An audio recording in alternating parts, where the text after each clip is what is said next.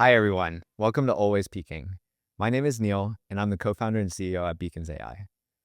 Over the last 6 years at Beacons, we've seen more creators becoming founders and more founders becoming creators to grow their companies and their personal brands. On this show, I want to learn from the people who are living in the intersection of this Venn diagram of founders and creators. Always Peaking is about navigating this journey, overcoming the low points, and pushing towards the next peak. My guest today is Nuseir Yassin.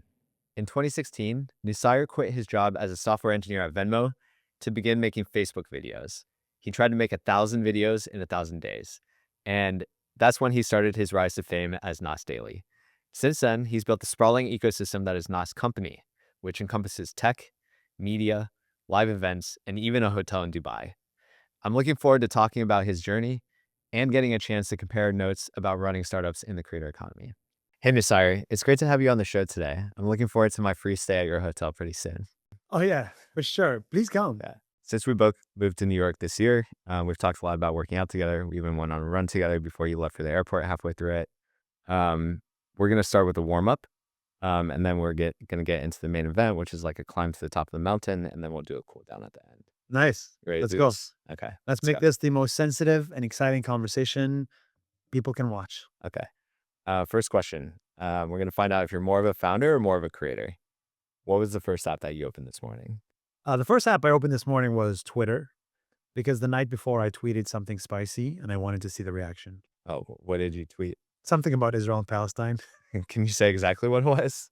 Oh, It's supposed to be a spicy podcast. It's a very long. You said we were going to talk about this. I know we can talk about anything. It was a very long tweet, though. Yeah. I think the big idea is that people force you to believe their belief, but it doesn't mean that they're right. So they'll say whatever to make you join their side of the aisle. And I used to believe that, no, but not anymore. Does that make sense? That's like generally what I mean is like, Yeah. you got to think for yourself, especially when it comes to very sensitive topics. Yeah. I guess Twitter is kind of in the middle, so I didn't really get a good read on whether you're more of a founder or a creator. What was the next app that you opened? What is a founder open and what is a creator open? For me, I open email and Slack right away every morning. Yes. But I'm definitely more on the founder side, trying to move towards creator. All the time for me, it's like Lark. Lark is our Slack. Okay. Lark is the Chinese Slack. Yeah. 10 times better, 10,000 times better than Slack. Okay. So I Like Dance an Investor, or why do you use No, it's not. It's just a really good product. Interesting. And you Okay. can be using it. Everything is in one. Documents, email, video, everything is in one. It's amazing. Okay. So I opened that first, but because I tweeted last night, I opened Twitter. But normally it's Lark. Okay. Our podcast producer used to work at TikTok, actually. So they use very Lark familiar. Yeah. for sure. Yeah. Yeah. The only time I've used it is to submit like requests to get Beacons links unbanned on TikTok. So Oh, really? that's my main experience with Lark. That's so funny. It's a really good Okay. product. Okay. Next question. What's your favorite workout? Favorite workout is probably high intensity, where you could really get your zone 5 going. Okay. And yeah, so that I would say maybe like Tone House, CrossFit. What is Tone House? Tone House is like a workout in New York. Okay. It's like a very hard hit workout. Okay. We should go. Okay.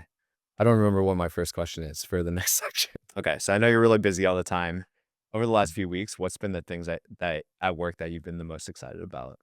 Well, I mean, well, I mean, I think it's Because I see you getting in arguments with these interesting guys in this, WhatsApp group that we have. oh my God, yes, you see the arguments I get. Paying attention. Yeah. Yeah. And I know you're doing all this AI stuff. I'm most excited to see the destruction of social media.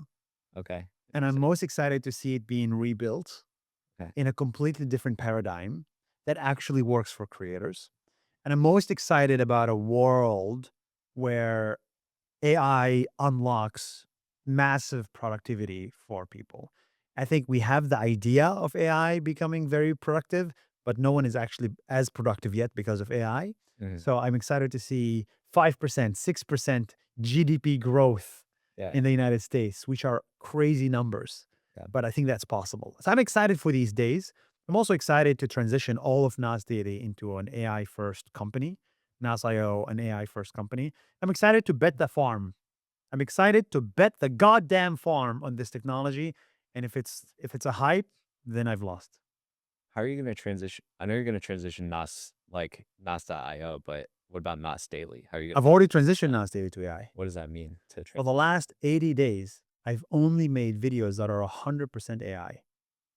Like I wasn't even in the video; it's just my voice. Mhm. But for since Veo 3 came out, it is the first time in history when you can create a full video story using AI. And And so we just did 100 videos in a 100-day series marathon of every day, 1 minute video, only AI. okay. And it's like 300 million views in those from those 80 videos. It's blowing up. It's awesome. Okay. Was the first one the submarine one? Yes. Okay. The Okay. first one was submarine one, but I was like, that was a shitty one.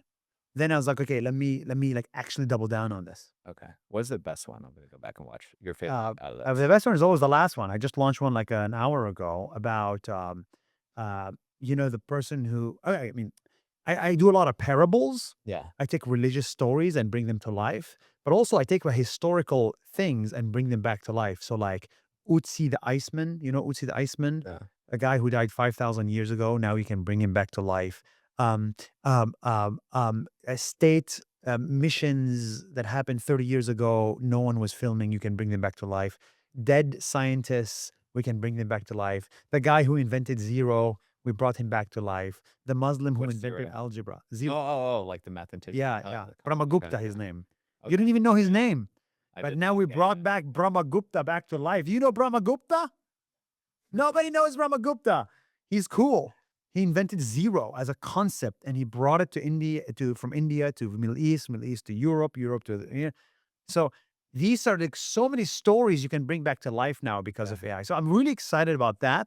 Yeah. And also about AI productivity gains through, Nas.io. Okay. I'm gonna go and watch some of those videos, but one question about that, like what are the downsides of like shifting to this fully AI content thing? Well, the downside is the comment section. The entire comment section is like, why AI? Why AI? Bring back old Nas Daily. This AI sucks, sucks, sucks, sucks, right? But it's interesting because when you, Is there something real behind those comments though? Like is there something that's missing now that you can't even if there's recreate? real, it doesn't matter. Yeah. Like people must understand that, uh, people say something, but they do something else. Mhm. So even if the top comment is like, why is Nas Daily using AI? I hate AI. Yeah. The views, the likes, the shares are much better than human-based videos. Yeah. But what about the people who actually care about seeing you? Then Do they show up, exist? to Nas Summit. I'm Okay. there. Okay. I'll still make a video every month or whatever about my life, but um, I don't. In the new social media, Mhm. there are no people who care about seeing you. Mm. I care about seeing you. That's a I that never hear. most lie I have heard in the last month because you Check haven't. our WhatsApp message. But you haven't seen a single Nas Daily video in the last 82 No, no, no. days. I was just talking about I care about seeing you. Oh, So there are other people who care about seeing. but that's a friendship. Friendships will continue to exist on WhatsApp. Yeah. But when it comes to followership, Yeah. no such thing as people care about seeing you. Okay. I think the concept of Interesting. followers is a fraud at this point. What about this thing about parasocial relationships and stuff like that? What is that? Like people who follow creators thinking that they actually like kind of know them and like understand them and see them as friends. That is only possible if you make long videos on YouTube and if Mm, you are 17 years old and below. okay. Maybe we'll Kids come back to this. love followership, but the average 40-year-old person on Instagram, there's no such thing as followership. I am yet to see a single channel on social media that has consistent viewership.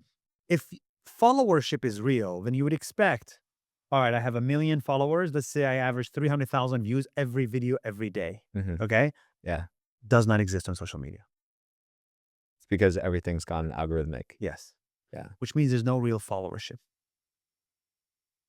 But No one actually wants to see me. there's definitely some percentage of the people who watch your videos who do watch all the videos though. 200,000 people Right. out of 70 million, 200,000 people. Really? Okay. I don't know enough to like argue with you about Yeah. this. But I mean, I'm not maybe exciting you about the creator economy, Yeah. but ever since we've gone through the TikTok algorithm world, Hmm. the concept of a follower is dead. And so even the word followers is just a very, very like fraudulent word. Hmm. There's no such thing as follower anymore. So we are all, you know, you know, we're all rats, mice trying to capture attention somehow by putting on hats on our top of ourselves. You get 15 seconds of fame, then it's gone. And I've seen so many smaller creators who get their 15 seconds of fame and then they spend the rest of their lives trying to replicate it. Okay. I haven't gotten to my 15 seconds of fame yet. So, well, I'll let you know my perspective Well, when I get if there. we talk about something extremely sensitive, if you ask me the right question, maybe we'll get you the 15 seconds of fame. Maybe I should say, you I'll, don't love I'll, your job, job you love. I'll start looking for those questions. Okay. One thing I did want to ask you about was, you went to Harvard, you're a software engineer at Venmo, and then you quit your job in 2016, right, to make 1,000 videos over Yeah. 1,000 days. Yeah. Were your parents mad at you? Yeah, I mean, every normal parent would be angry that their son is leaving the job that Yeah. makes more money than the parents combined. Yeah. Uh, but that's the beauty of trust. They trusted me to do whatever. They're like, you'll figure it out. Where are your parents now? They're both in Israel. Both in Israel. So, Yeah. okay. Yeah. What percent of the way through life were you when you decided to I quit was your job? 34%, Okay, so you've only used up 9% 11%, I think. in the Wait, time since then? 34, no, 32, sorry, 32. 32? 30, 32, 33. Something like, actually, we're 30, what am I? 43%. Yeah, so Okay. 11%. Do you wanna tell the backstory behind the show a Yeah, little bit too? this is the percentage of my life that's over. I'm 33. I'm supposed to die at 76. That's the average life expectancy for men in America. Yeah. So 33 out of 76 is I'm 43% done with life on average. Hmm. And every 8 months, I change my t-shirt because I'm 1% older. Do you wear this shirt every single day? Every single day for the last 10 years. Dang. I should do that too. That would make my life a little bit easier. Definitely. And whenever somebody sees, like, it's really good for branding. Yeah. Maybe your branding is this, this earring, Yeah. but like you got to be that X guy. What is that X? I'm the 1 minute guy or I'm the life t-shirt guy. Okay. But that's it. You should get one of these Aura rings, and maybe you can extend your lifespan by I got a similar you one. sleep a little bit better. But you can still live until 120%, not a problem, Yeah. you know? But it's just on average, like I'm okay if I died today. I've lived such an amazing life for the last 11% of my life. It's enough for like a lifetime. Mm. So when you How old are you? I'm 37. Are you Yeah, 37? yeah, I'm older than you. You don't Yeah. look 37 Yeah. at all. We're 3 years apart? Or I'm 33. oh, 4 years apart, okay. That's cool. You're 37. Oh, how do you feel as 37? I feel pretty good. Do you feel like you've lived Yeah. a full life? No, I don't Okay, think so. let's talk about it. Yeah, yeah. Let's talk about what is missing in your life. Still wanna have a family, wanna have kids. Um, wanna see what it's like to be older than I am today, I guess. Have you made more money than you thought you would in your lifetime? No. Okay, so you still Yeah. miss that. Have you traveled to the countries you've wanted to travel to as a child? Not all of them. Okay. Yeah, Have you found somebody to love that you've wanted to love? maybe. Nice. Um, so what do you spend every day of your life doing now? Working on beacons. Mhm. Yeah. Which is something that I wanted to do. Okay. Yeah. Cool. So you spent like 2 to 3% of your life doing the 1,000 videos in 1,000 4%. days. 4%? 2.7 years. Oh, okay, 76 years. Yeah, Okay. 4%. 4% of my life. 4%. Okay, so you spent 4% of your life doing the 1,000 videos in 1,000 days. How how did you first come up with did you come up with the idea before you started, or was it something that you just started making videos and then it became this thing? Well, I was in New York. I was a software engineer in New York, and I was hating my life. I hated my life. And so I said, I'm going to leave New York to go and do something meaningful. And so I started those videos. And if you don't have a job, I have a very simple theory. If you do not have a job, you should not be taking a single goddamn weekend. Simple as that, right? No Saturday, no Sunday off, no Friday off. Every single day, you have to be stressed. Like stressed figuring out what you're gonna do Yeah. with your life? Figuring out the purpose of life. Yeah. Because sometimes a job, a job kind of helps you be, not think about the purpose of life. Just get busy with B2B SaaS. But really, How how dare you? wait, I'm doing B2B SaaS. We're doing the same No, thing, bro. joking. That's why I can diss on it. Yeah. But a job is a great distraction. But like really, when you leave your job, like why are you on this planet? And I wanted to figure that out. And I realized I'm on this planet to create, to make something from zero to one. And I just love that. I want to create babies, you want to create videos, you want to create apps, you want to create businesses, platforms, whatever it is. So create is the one line summary Yeah. of why we exist. How long did it take you to figure that out? Roughly It, 24 years. wait, so I mean, through the 1,000 videos, Oh, like through the what 1,000 did it videos, take how you long did it take me before for you it? Maybe like, yeah. I knew this was mine like within 100 days. I knew that was it. Okay. I knew it was hard as hell, but I knew that was it. And that's when you set the challenge to do 1,000 in a row, or was it Yeah, before? I started with like saying I want to make it every day, but I committed to making it daily after 30 days. Okay. Was there any point where you felt like you had chosen the wrong thing, or Every other day. I mean, look, I think okay, let's cut the chase. Like yeah, I think about quitting every other day. Like I today? today. Today I thought about quitting. Okay. Today. Cut that from the investors, from the investor update that's going No, they should know about it. yeah, But yeah. when was the last time you thought about quitting? I never think about quitting. Oh, okay, but you're not talking to your team. This is not No, I all actually hands. don't. I You've don't. never thought about quitting beacons. No, I just don't think Never. about quitting things. Yeah. You never think That's about it. probably like my fatal flaw and what kept me in this like 8-year relationship that didn't end up working out. Yeah. You're in an 8-year relationship? I was before, remember? I got out Yeah, yeah, last yeah. spring. Yeah. And who got out of it? Her or you? She broke up with me. Yeah. Okay. But you wanted that? No, I didn't. Because you don't want to quit the relationship. I thought it's not natural for me to want to quit things. Yeah. So I never even like really think about it when I probably should. That's Yeah. interesting. Yeah. That's Wow. something with beacons that I've been thinking about too, is like I think we often work on things for much longer than we should We should, because yeah. I'm super optimistic and really determined, and I just think that things are gonna work out. Yeah.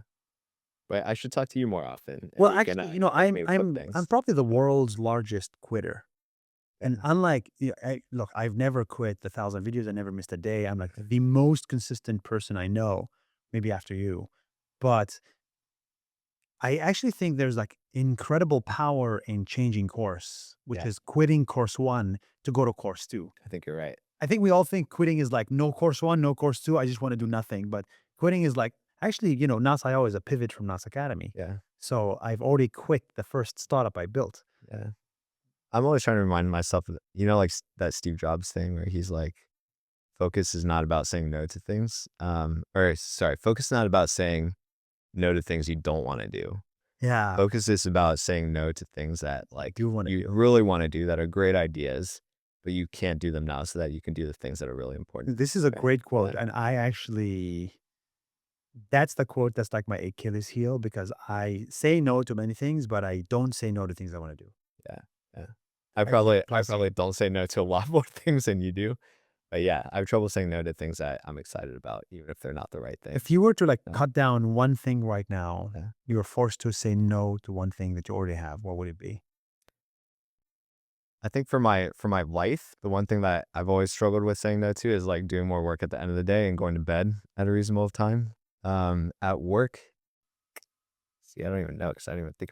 I think this is almost as good as we've had it at work. We've kind of like streamlined the whole company into 2 themes that I think are very clear and very important for the company. Which is one is like learning how to work with brands, bring on the demand side of the market, and the other is like making the creator platform AI first. Okay. Yeah, How is the brand side?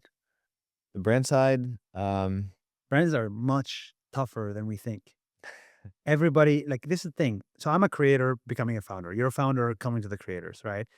As a creator, for the last 8 years, I've been working with brands. Yeah. And I tell you this one thing, brands are hard. Yes, they give you a lot of money, but they're flaky. They're scared street cats. They also want performance. I think brands are moving towards performance and not Yeah. to advertising, like brand, as the name says. So it's a slog. I also have an agency, so we work with brands. It's a slog. Yeah. I'm not sure what we should cut right now, but maybe I should think about a little bit more so I have at least some good answers. Maybe it's a podcast. Yeah, maybe we should cut the podcast. No, I'm just joking. It's probably not the podcast. And why are you starting a podcast? Because this is episode 1, I hope. Yeah. I think I've always wanted to do this at some point. Like I've always thought it could be a good idea. What do you hope to get out of it? Couple things. I think for me, it's like a good chance for me to learn how to be like a video creator for the first time. I've mostly just done LinkedIn so far. What do you feel is missing in your life as an entrepreneur? Silicon Valley, wow, the top of the pyramid, funded, millions of revenue to want to become a video creator. I think the one thing that I've never done as well as I've wanted to is to like kind of synthesize the things that I'm learning and experiencing along the way and being able to share that with other I see. people. So you feel like you're learning a lot as an Yeah. entrepreneur, Yeah. but you're not sharing it. Yeah. Cause remember, like, I think I told you this. My first job was as an options trader in Yeah. Chicago, right? This is why I'm older than you. I worked in finance, hated it, got fired from my first job. Then I went back to school and did a second bachelor's degree, Wow. right, at Georgia Tech. And then I went to Stanford, did my PhD there. So I spent like 11 years in Jesus. like university. So kind of going back to school and getting more education kind of changed the direction of my life. And I guess I haven't really had an opportunity during Beacons to share the things I'm learning as much as or as well So you as feel I like would you want to be want an to. educator. Yeah. Not, so people assume that starting a podcast, you want to be a video content creator, you want to be famous. But in reality, you just want to educate people. Yeah. Yeah. I think so. Educate them and like kind of educate and inspire, hopefully. Through knowledge, I think you kind of gain confidence that you can actually go and do the thing yourself. And yeah, I think I've had the experience of being a founder and seeing how it's changed my life. And through this, met a bunch of creators and seen that a lot of people can, through being a creator, kind of like build the lives and careers that they're really excited about. Mm, Just like you kind of like found your calling too. So that's cool. yeah, if we can do that for more people, hopefully this is episode one is just a start. Nice. Okay, so how can we help people? Just tell your story and, maybe people can learn from it and, avoid the things that didn't work out and learn from the things that did. And Yeah. yeah, Okay. yeah. Okay. Completely threw me off track. So I forgot where we were. Okay. I know I'm back. Uh, Sorry about that. okay. So you started out as Nas Daily, Yeah. right? Do people still call you that probably? Right? Probably Hey, yeah. Nas, right? Yeah. When did you start to get the idea for Nas Company and what that could become? Well, I've never wanted to be a famous person. I've never wanted to make videos. I've never wanted to be a travel vlogger. I've never wanted any of that. Hmm. I've only wanted one freaking thing: build something bigger than me. That's it. The problem with being a content creator is that you're only as big as yourself. When you die, your channel dies. I never wanted that. I never wanted that. I want to build something where 1,000 people come to work every single day. And then they're like, we know what we need to do to create more jobs, help more people, and make the world better. That's my ultimate vision. So this 1,000 videos that I made, that was practice. That was my PhD or my master's degree. My real work is Nas Company. Okay. And Nas Company has a bunch of different parts, right? So how do you think about it in your head? So Nas Company is basically media and tech. That's Yeah. basically it. The hotel in Dubai is a fun project, but media and tech. In the media side, right, we create and we educate people in the hundreds of millions. On the technology side, really, we imagine a future where every single person is an entrepreneur. Every single person has a side hustle. Every single person has a business. Every single person is a CEO. That's the future we're going to. The days of I'm going to work at a job because I need the 9 to 5 Mhm. are going to be over in the next 30, 40 years. So we want to build a world where help everybody be their own boss, become an entrepreneur. That's the point of tech. That's the point of NAS.io. And so I became my own boss and have never felt happier. I think that feeling I have, hundreds of millions of people should feel. Yeah. Did did that change over time though? Because I think you've talked about it in the past as like starting out as like wanting to build community, right? Yes. Yes. And That Nas changed over Nas time. means what? People. People, right? People. Yeah. I realized that. So here's my realization. If something doesn't make money, it's dead in the waters. And anybody who listening to this is idealistic can be like, "Oh no, what happened, Nas Daily? You became so materialistic." No, I became so goddamn realistic. If something doesn't make money, it's dead in the waters, which means nonprofits, things that rely on people's donations are very, very, very difficult to sustain for a long time. The world's biggest change makers are people who have a revenue; they make money. right? Microsoft, Apple, Google, they change the world, but you need to make money to change the world. So for any community to thrive, it needs revenue. So I'm trying to figure out, if you want to make everybody have a better life, then what the number one reason why people are sad is because they're spending their time doing things they don't like at a job they don't like To make money. to make money. Yeah. If you can figure out that to make money part Yeah. with doing something you like, then you no longer need the job. Your life is automatically so much better. Yeah. And so you can make money by building community, by building a business, whatever it is, but you got to make money from something you love. Yeah. And that's really the problem we're trying to solve. Yeah. How can I help you make a living Yeah. from what you love? It sounds a lot like Beacon's mission. Of course, I know it does. Are we competitors? Yeah, yes, in a way. And this guy's we are. podcast. It's funny you don't see it. We are very big competitors. We focus a lot on community, but the number one goal is revenue generation, finding customers.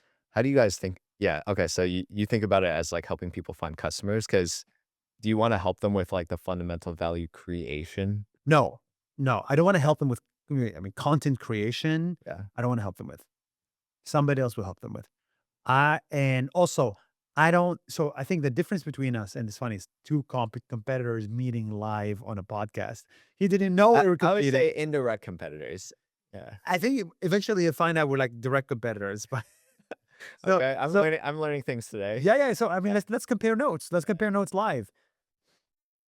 What I've learned is that content creators are 1% of the world. 99, like the people with followers, 99% of the world has no followers, therefore has no customers. Yeah. So if you have a content creator with 100,000 followers on Instagram, yeah, they can make money from brands, from social media, from whatever. They can make some money, not a lot of money, some money. That's 1%. That is the people I tried to help at the beginning. But then I was like, wait, there's 99% of the world that has no followers and is looking for customers to build their dream business. Yeah. I want to help them. So our focus is actually on people who want to become entrepreneurs, not on creators. So maybe that's the difference between us. How do you look at it? Yeah, I think that is a difference. Because we've been more focused on helping people who already have an audience, who already have prospective customers, maybe not real customers, figure out how to make money on that. Yes, a prospective customer. So what's the best way to make money, you think, if you have customers, if you have audience? It depends on what kind of creator you are. Okay. I'm a fashion creator. Probably working with brands. Yeah. But not directly monetizing the community. I think it depends on just like what they want to do and what their skills are, because I think it sounds nice in theory, like direct monetization. That was all the rage in like 2021 and 2022. Before the algorithm changed.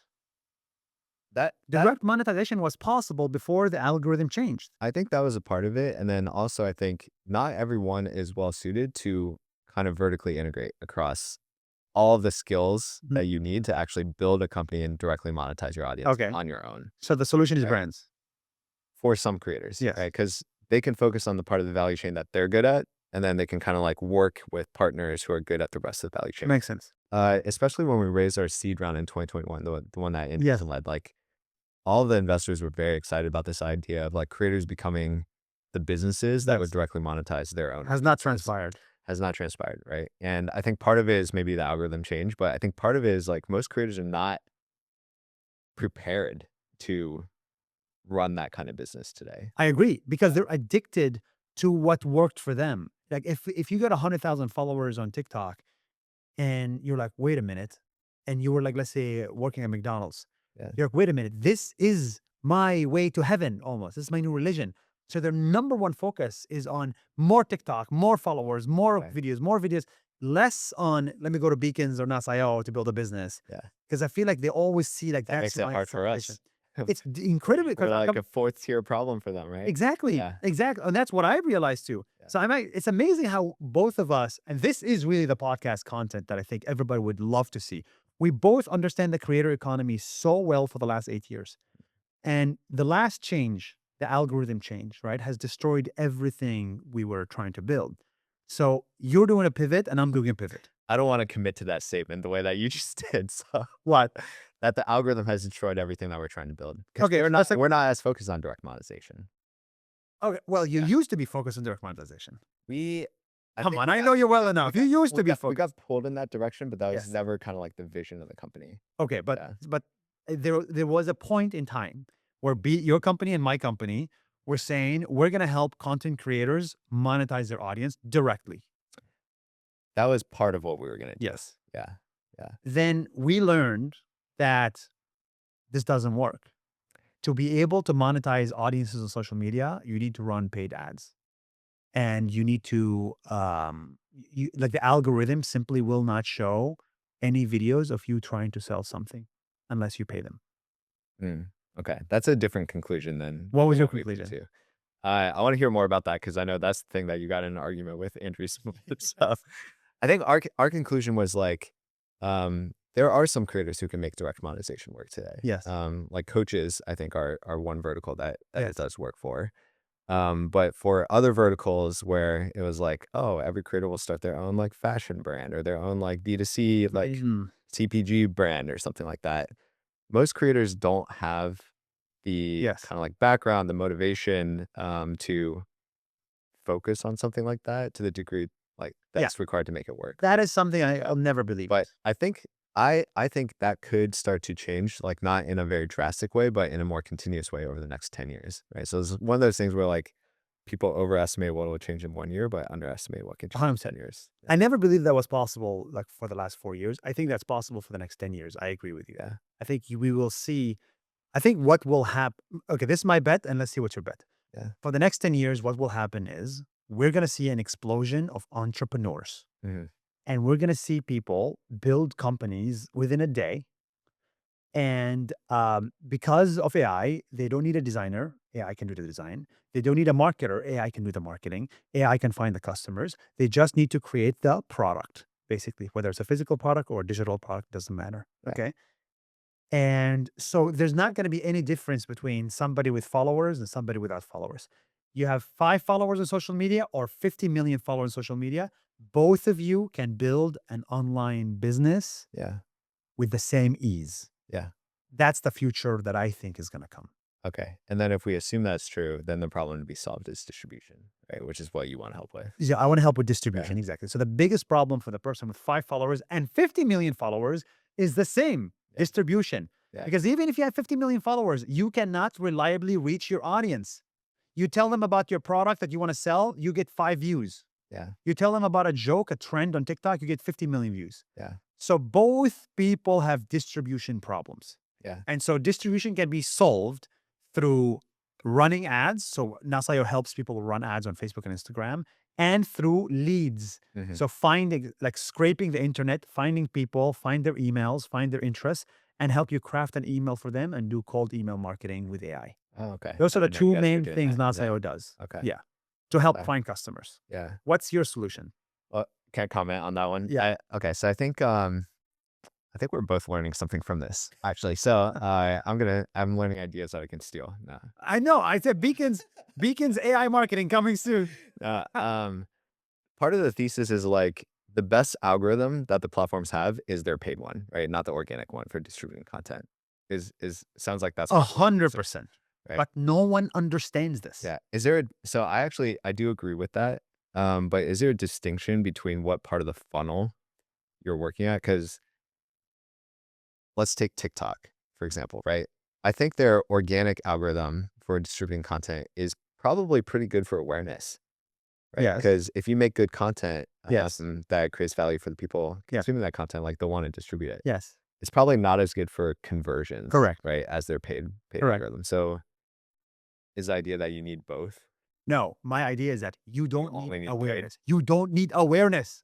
That's the Okay. big learning. You don't need awareness. When you buy this mug, coming for all the brand marketers out there. 100%. Yeah. Look, you need awareness as like step 3, step 4, step 5, whatever. Yeah. But like if I'm selling this brand, okay, does it really matter who's like behind it? No, I just like this cup. I want to buy it. I buy it. If I see it pop up as an ad on Instagram, I just buy it. Generally speaking, that is 90% of the purchases. Direct response, they call it.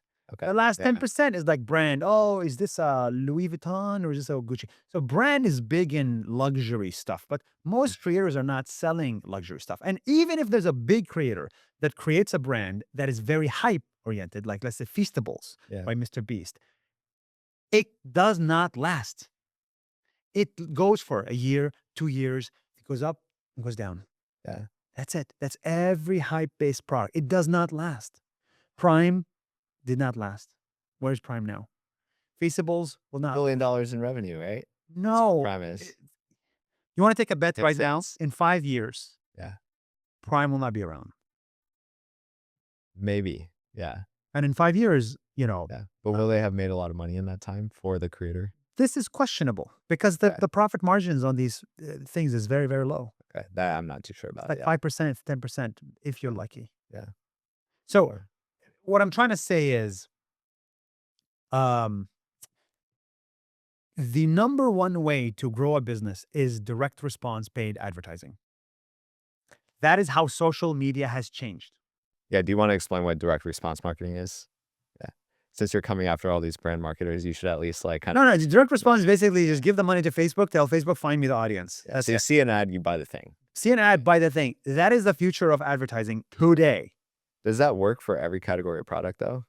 I'm not 'Cause It sure. works for mugs, right? But like, what about? I mean, real like, estate agents run ads, coaches run ads. Look, social media has designed itself to maximize revenue, which means if you're trying to make money from social media, you need to pay to show that content that makes money. Because I want my social media just to show funny TikTok skits Yeah. that make you feel like you spent a very good time on my app, but not necessarily spend money. And even shop, TikTok shop became big. Why? Because the platform wants you to shop because they take a percentage of it, right? So anything the platform takes a percentage of, they want to show. Yeah. Anything the platform does not show a percentage of, they never want to show. Yeah. That's it. So my conclusion is the opportunity here with Nas.io, and that's what I pivoted my whole company, built Nas.io V2, launched it like a month ago. The whole concept is we want to be the fastest way to start a business and find the customer. We're not just a tool, we want to help you find the customer. And I think what you're doing is we want to be the best way for you to find the brand to pay you money.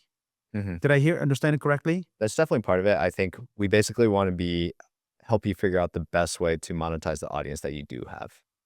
Got it. But Yeah. now what I'm telling you is the best way to monetize an audience is no longer by sharing organic content. So it's the paid platforms to go out and find customers who will pay you because they'll get a cut of it. Yes, it's pay to play. Don't you think?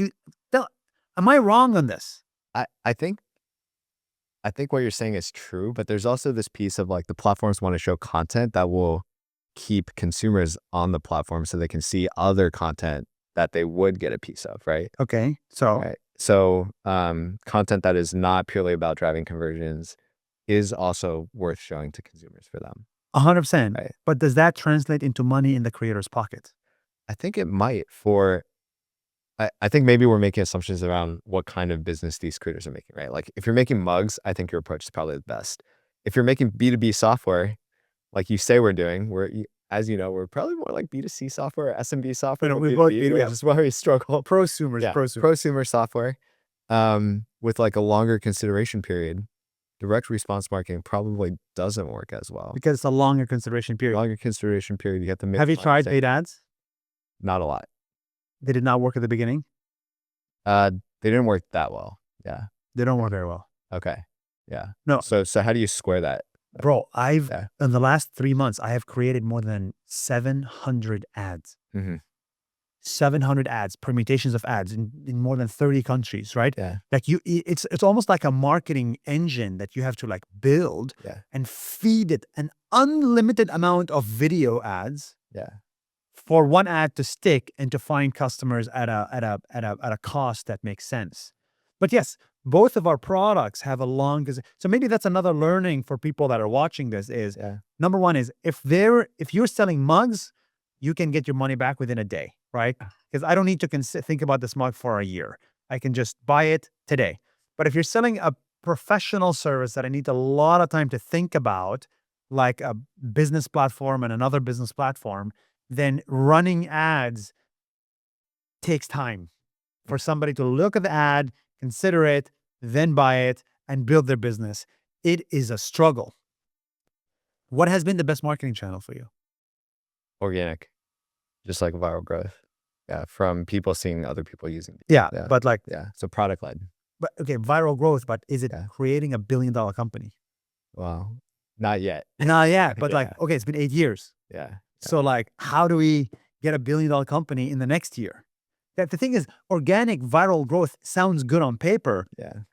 It doesn't build a unicorn unless you ChatGPT. Yeah. You gotta take that fire and put some kerosene on it or some fuel to the fire. What's that? Yeah. Fuel. That I agree with, but I think let's just use the mugs, right? Like Yeah. there's only so many mugs that the world can buy. So at some point it's kind of like constrained by consumer demand. Do you think you're And- constrained by consumer demand right now? Our business? Yeah. No. So you think that it's a blue ocean? No.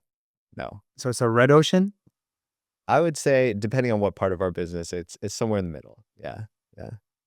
Do you feel there's $100 million revenue a year? I'm sorry, I'm asking you such sensitive I do questions. think there is There is, but in how many years? Say 3. In 3 years? Yeah. I mean, we cannot share how much revenue you're making now. You think you go from X to 100 million in the next 3 years? That would be the goal. Okay, but for that, you need paid ads. You need referral. You need marketing. You need some insane marketing. Maybe. Yeah. We need marketing. Yeah. Viral loop growth only works so much when there's so much competition. Well, we'll find out in 3 years. Yeah. I mean, guys, these are the ramblings of two founders who are trying to build something out of nothing. It is not only do you have to build the product, you build the product, you think it's good. Do you think your product is good? I think the product is good. Could be a lot better. Great. Yeah. I think my product is good. Could be a lot better, right? But it takes 2-3 years to build that product and then another 5 years to market it and then hope that you're right. And so you need to like do the same thing for 8 years Yeah. to realize if your bet is correct or not. Okay.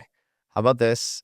We're gonna try to put beacons on Nas.io. We'll see if it works, and then I'll Find customers? be better informed next time we talk about whether or not this works. Yeah. Oh, that's I think part of what I don't want to say like concerned about, what I would want to know about and talk to you more about is like after you solve it for mugs, like where do you go from there? Like can it go beyond like kind of undifferentiated commodity products into something that's more complex, or like do you see creators just building?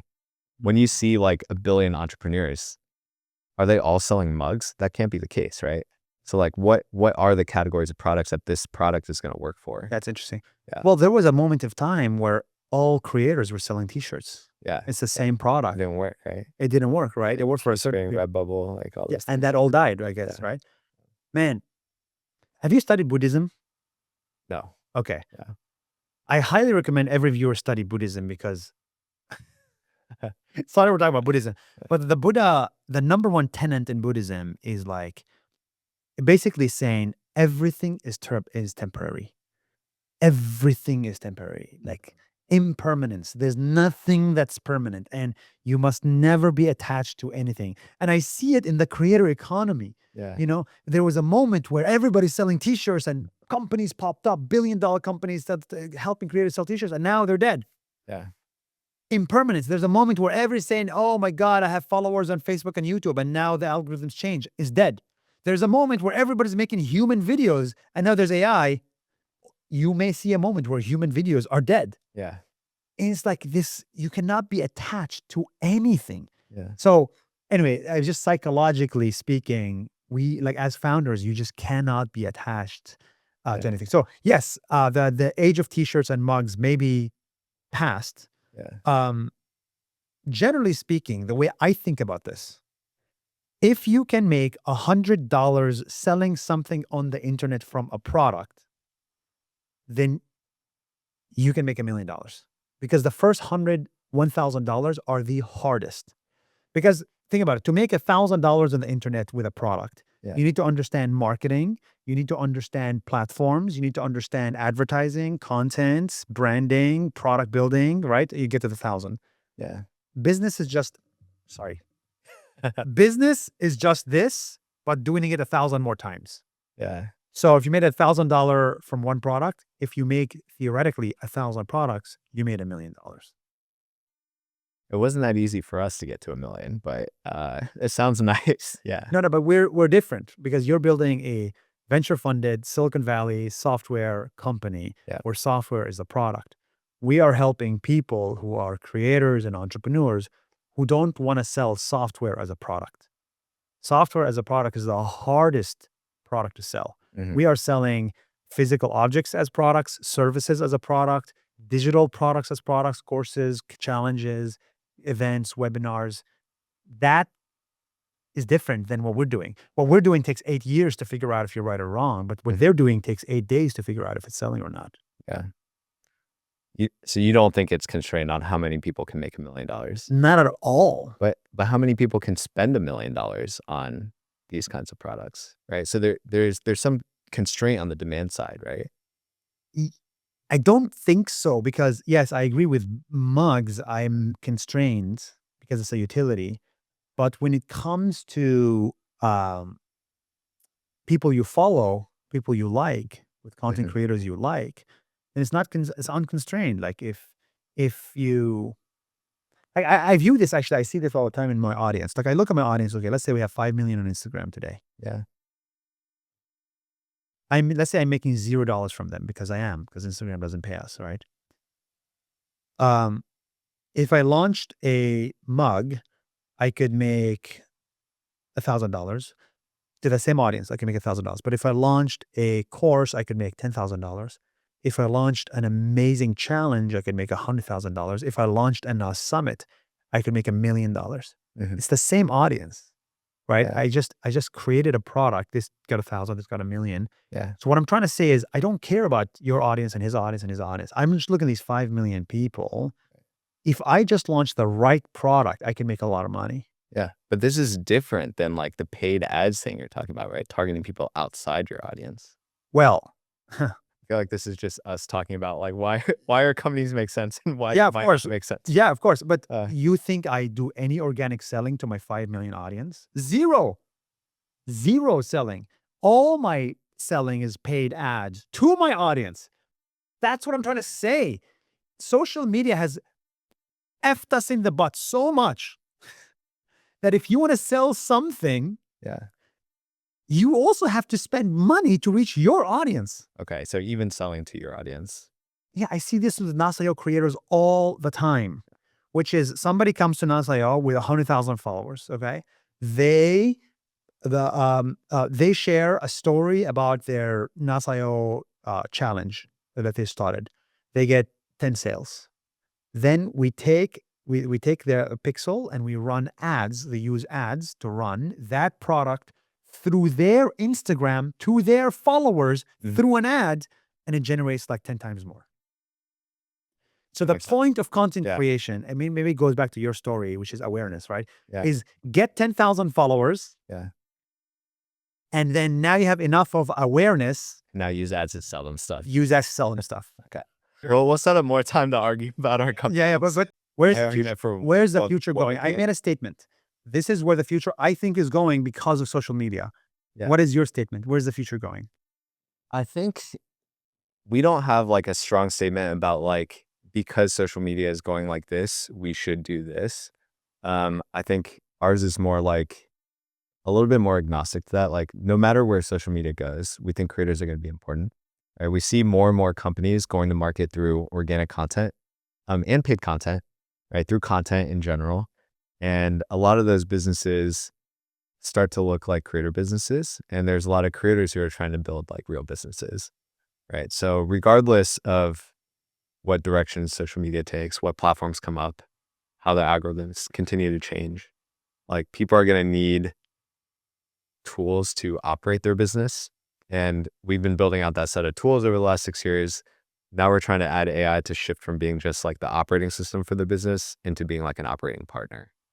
Right. And that's what we think the promise of AI is. Okay. Yeah. But what's going to look different in the future than today? Because what you mentioned is today. I think we're a little bit more agnostic to that. Yeah. So we're not waiting for like a why now going forward. So your big bet is on what? Big bet is on shifting human intelligence to machine intelligence within creator businesses. Okay. So how can a creator make money? Either direct monetization or indirect monetization or affiliate, which is somewhere in the middle. Selling someone else's product, affiliate. Selling someone else's product. Yeah. Yeah. And the idea is like to make money doing anything, you have to like basically make this whole value chain work, right? Of like taking some raw input, which could be in the case of software, not too much. In the case of like physical products, some like raw materials, converting it into a product or service that people want to buy and then bringing it to market. Right? Creators are generally pretty good at this, like bringing it to market part. They might not have solved the complete problem. Like maybe they only have like awareness or like some audience that is somewhat more reachable than someone who doesn't have an audience. But many of them, the rest of the value chain, they may not be prepared to solve today. I think as the technology and the infrastructure gets better to support this part of the value chain, like building your own business, kind of like you were saying with AI, like the cost of production is like going towards zero, Yeah. right? For definitely for software products. And in many cases with help from other infrastructure platforms, physical products as well. Yeah. Right. T-shirts is already pretty easy. It seems like creators would have the option to either own the whole value chain or just focus on this marketing piece or do a little bit of both. Yes. Right. And that's kind of like the future that we're trying to support. I think for us, because we're trying to support all of those in the same platform, it's been hard to focus. Yeah. And Yeah. for a couple of years, we were pulled towards direct monetization. That's where the money was. You saw Stan growing really fast. Right. Now I think we're trying to build out more stuff on the brand and affiliate side. But eventually we do want to support both and then have AI to help them run all these Got it. businesses. Yes. Got it. Like an AI COO. I mean, that's essentially what a business platform tries to do, is support you in any way where you can run a business. And that's, I have the same problem, which is like, you got to focus on everything. You got to help them this and this and this and this and this. And yeah, I get it. Yeah. I think one of the first times we met in New York, we said whoever could raise like $500 million first, we just buy the other person's company and then we'd. You did say that, right? Yeah. Yeah. So are you there yet? No, but we are fundraising next month. Okay. We are ready. Okay. So with Nas Company, there's a bunch of different pieces, and I've kind of heard about this idea of you wanting to build it like the ship of Theseus. So first, like, what is the ship of Theseus, and like, why do you want to do that? So the ship of Theseus is it's an idea that if you have a ship and every part of the ship, every wood in the ship has been changed, is the ship still the same? Yeah. And some people say, no, the ship changed because the components of the ship has changed. Other people say, no, the ship is the same because what the ship stands for. Yeah. And I'm more of the second one. The ship stands for something. And so I'm sure building a company, you know, people come and go in companies. Yeah. People join you for 2 years, then they leave to look for the next job, right? No one stays with you forever. Even the co-founders don't. Yeah. So what is a company? Is it the people today, or is it the people last year, or is it the people that founded it? Actually, the company is not the people. Yeah. It's like the ship. The ship is not the pieces of wood. Right. The company is the idea, the mission, the culture. Yeah. And it stands there even if everybody in the company quit today. Yeah. And you got 100 new people to come to the company's still the same. Yeah, for sure.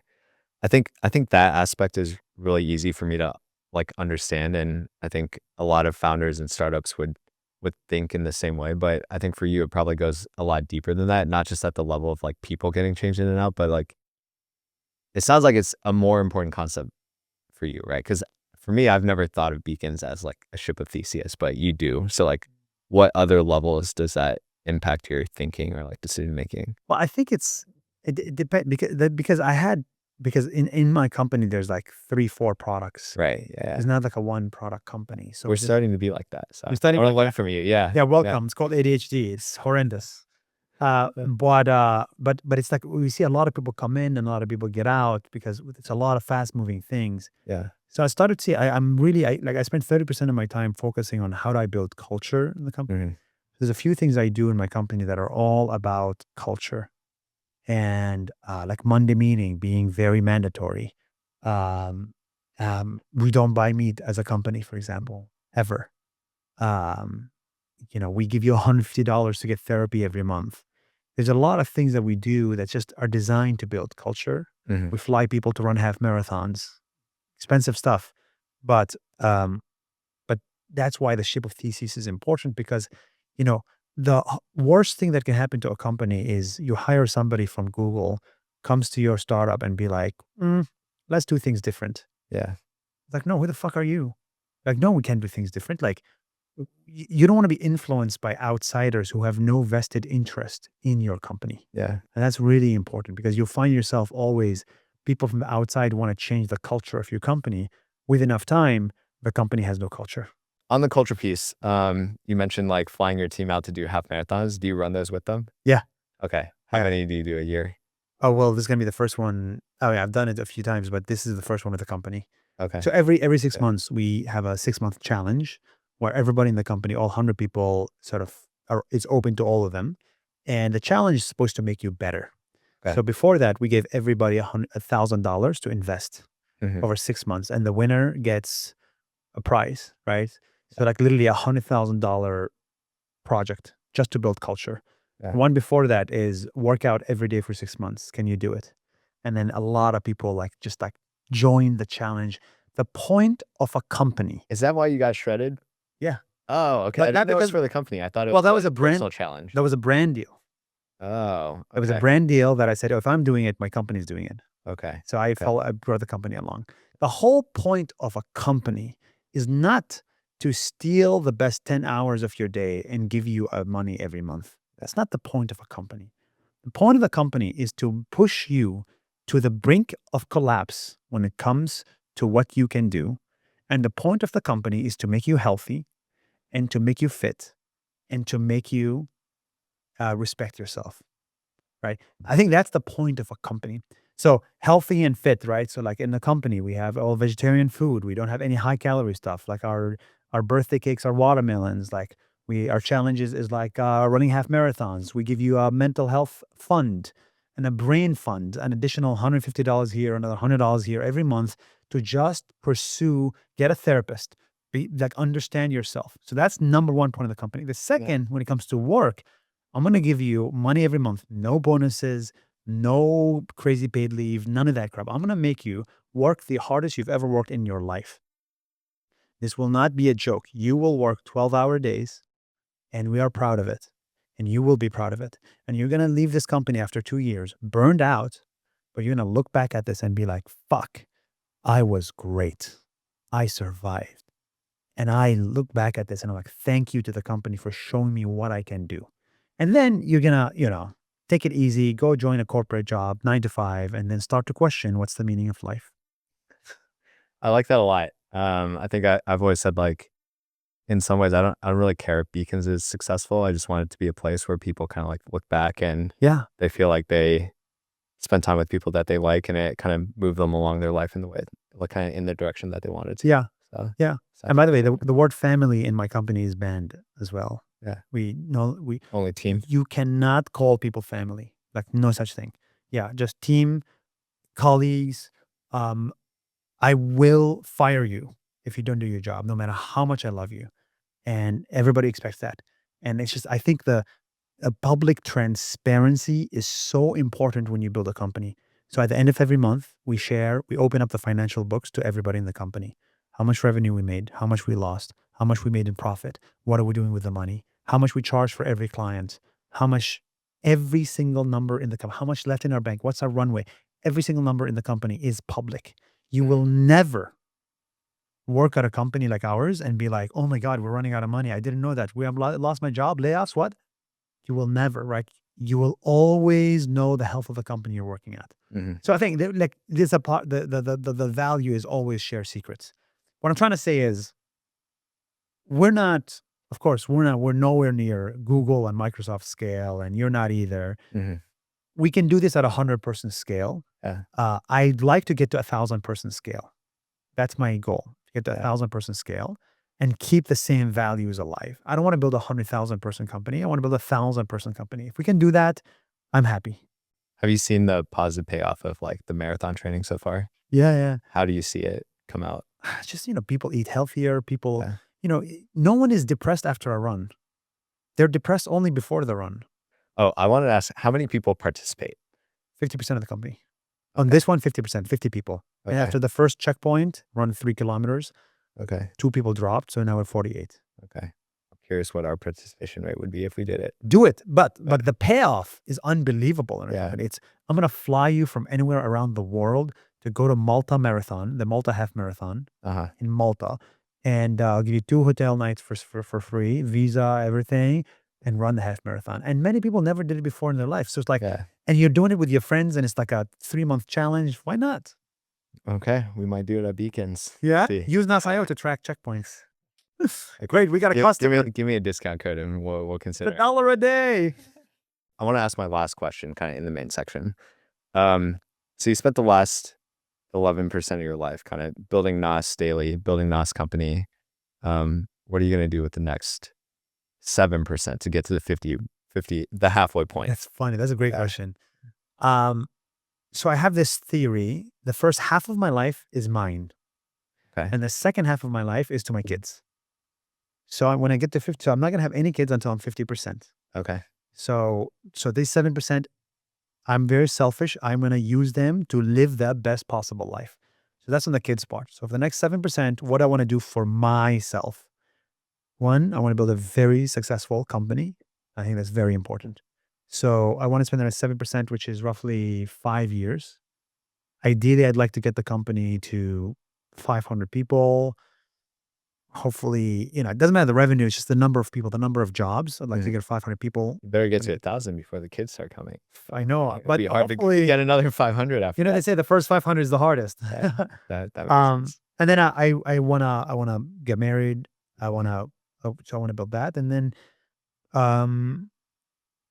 I want to feel like I can exit the company in the sense of I want to feel like I can go back to my creator days, which is very funny because I was a creator. I was alone, free, doing whatever the hell I want in Madagascar.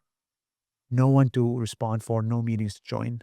Then I'm doing these 10 years of company in the office, build with people, and it does not survive without me. I want to do that for 10 years. Then I want to get out of it and be free again and figure out the next step. Interesting. Okay. I was going to ask you, do you prefer being a creator or a founder, and which one feels more natural to you? So that's like ADHD. I like both. Okay. But eventually you want to be more of a creator again. I never want to go back to just making social media videos. For sure not. Okay. That's done. The reason that's done, one is because of AI. 2 is because of the changes in social media. 3 is because I no longer see meaning in entertaining you for a minute. My videos are a minute. Yeah. I thought that minute was changing lives. It's great, but I no longer see a meaning in doing that. So my next step, I want it to be something with meaning. And by a creator, I mean I want to be able to create something, but it's not a social media channel. No way. So that something could be in health or in government, but I don't know what that is. Is that another company then? Could be. Or maybe I'm just so much in founder mode, I can't think of any other options besides companies that do these. Well, you could start a political party. That's interesting, right? That's meaningful. Especially in Israel, that could be very interesting. Yeah. But also you could start hospitals. That's fascinating. It doesn't have to be a company that's oh my God, another B2B SaaS. Right. What can we build that's crazy? Yeah. Is there anyone that you kind of have in your head as a model for yourself? Yeah, Arnold Schwarzenegger.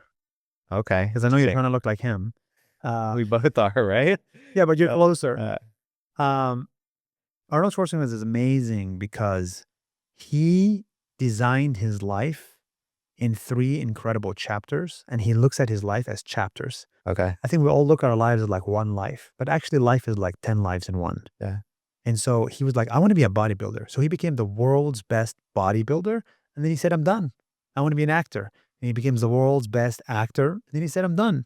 But my third, I want to be a politician. And he became the maximum politician you could be, right? Yeah. Governor of California. Above that is president. You can't really be president, right? Because he was not born in the United States. Right. So he became the maximum politician he can be. Now that's amazing. And I want to design my life in that. So I want to be creator. That's my first chapter. Done. Yeah. My second chapter is entrepreneur. I want to be the best entrepreneur I can be. Yeah. And then my third chapter is God knows. Okay. That's awesome. I never would have expected you to say Arnold. So that's very cool to hear him. Yeah, it makes a lot of sense. He lives life. Yeah. The way it should be lived. Okay. That's awesome. Who's your role model?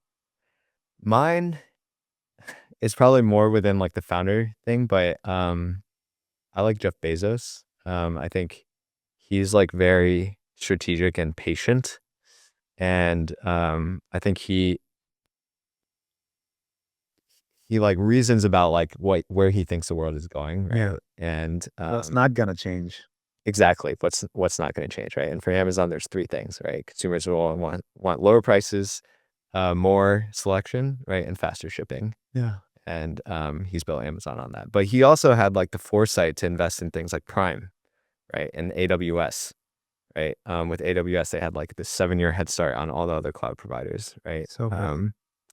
So I think that's the kind of like founder CEO style that appeals to me. Yeah. But we'll see. You know, I have a 40-person company, so I'm far from Bezos today. Yeah. Okay. So lightning round / cool down. Our workout is done, so this will be fun and easy. We're gonna start with a fun kind of like MBTI game that we play with new people at Beacons. So sun or moon? Oh wow. What? Sun or moon? For what?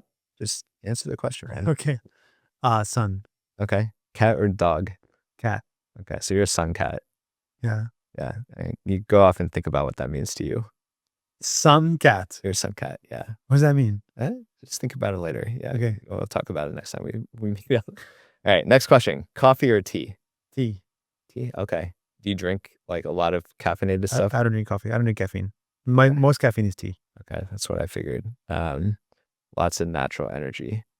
Are you early morning or late night person? Early morning, 5 a.m. Okay. See that too. What's one company or brand that you would love to partner with, either as a creator or with your company? Shopify. Okay. Why? Because Similar Nas mission? is a Shopify with AI. Okay. Have you talked to Toby before? No, I'd love to. Okay. Also, Try I to- want try them to acquire us. Same. Yeah. You're like, So please, I need an exit. how do we position ourselves for that future? I think Toby would be interested. He's really into AI. Have you met him? I haven't. Oh, Yeah, but you we sound like you are best friends with him. no. Hey, I think Toby would love this. My boy Toby. I wish if I become friends with him, we'll Okay, let us definitely know. make the intro. Out of all the countries you've been to, which one has the best food? Jesus, I'm not a food guy.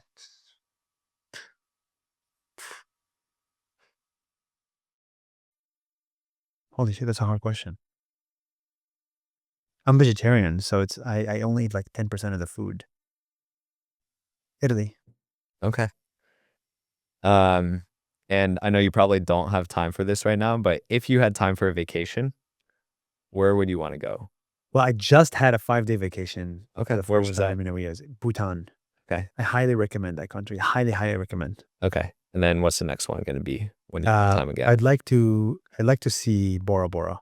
Okay. I've never been to either of those places. Should we do a group trip? So, well, I think Bora Bora is a romantic place, and so is Bhutan. So maybe separately. Okay. With your new girlfriend that we learned about in this podcast. No such thing. Nothing will be confirmed today on camera, at least. And I think that's it. Yeah. So that's it for today's episode of Always Peaking. Hold on. What is your favorite food? My favorite food. I really like pizza. But if it's like a little bit more refined, probably like poke. Okay. And what about the country? That's like healthy and you can eat it. A country destination. I haven't been to Japan, and that's where Oh my God, you belong in Japan, bro. I belong there. Yeah, it's a great place. Okay. I want to go there with my family. Yeah, So hopefully in the next year. Just try to raise a Series C to afford it. We got me another Series B yet, putting that pressure on me. That's it for today's episode of Always Peaking. Thank you so much, Nuseir, for being here with us. First guest on the podcast. Thank you, Neal. Thank you for being here first. I hope it was fun for you. Yeah, that was awesome. That's it for Always Peaking. I'm Neal, your host. Thanks for joining us. Thank you, guys.